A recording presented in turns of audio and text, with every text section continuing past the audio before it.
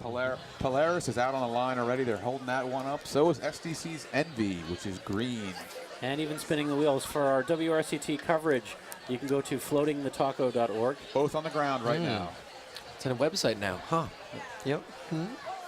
And looks like we are ready for this 9th men's heat. And so we got Polaris and Envy. And it looks like Polaris is pretty much neck and neck, starting to pull out to a little bit of a lead as they get ready to make the Hill 1 to Hill 2 transition. And it looks like the KDR A team has decided to go shirtless and with pink boxers. I don't know what they're saying about their organization, but it's definitely a look. And it looks like the SDC C team is pushed a little bit further behind as they're about 4 seconds back, 3 seconds back going into the free roll. But Envy got a great push, has a lot of momentum, and it looks like it's starting to catch up to KDR A and maybe about to pass it probably in the next 20-25 seconds. Although it looks like they're starting to maintain distance as the push from SDC C helped it out a lot, but it looks like KDR A's buggy is flooding. I think SDC's catching up.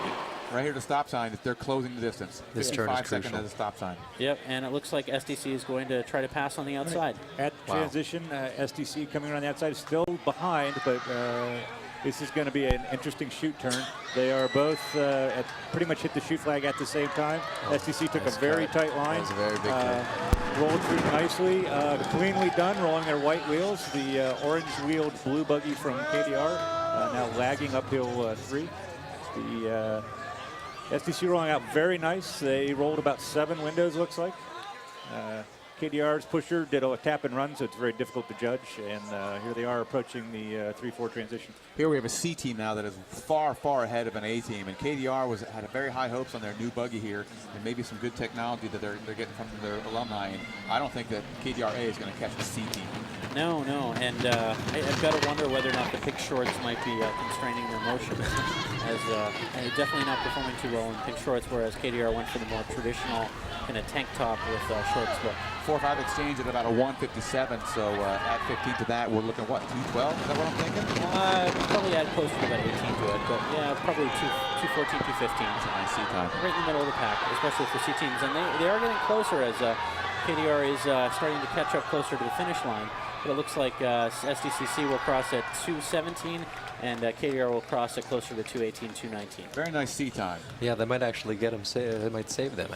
As there has been a very big gap between kind of the top teams and the middle teams. There's not a big group of teams with times between 210 and 220. Yep. Not at all. As there's kind of almost a jump in the leaderboard from SIGEP's A team's second place time of 210.42 to Signew's A team's time of 219.08, and it looks like these two will kind of fit in the middle and start to fill out that gap. So we'll see. I mean, that could be a potential 9th or 10th time for tomorrow. Who knows? But congratulations again to SDC. They just recently that was their fastest C team ever.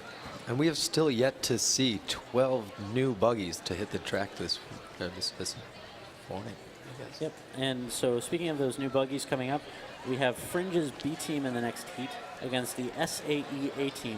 So Fringe's B team is the Blizzard buggy, driven by Jessica Thurston. Up Hill 1, we have Chris Luther. Hill 2 is Georgely Baramidze. Evan Gates on Hill 3, Tim Havlet on Hill 4, and Christo Bogle on Hill 5. And then for SAE's A team, we have Rubicon is the buggy. It's driven by Jess Sokol. We have Joseph Cordes on Hill 1, Paul Jacinto on Hill 2, Jonah Costa on Hill 3, Nadir Sidi on Hill 4, and Kyle Buhlholz on Hill 5.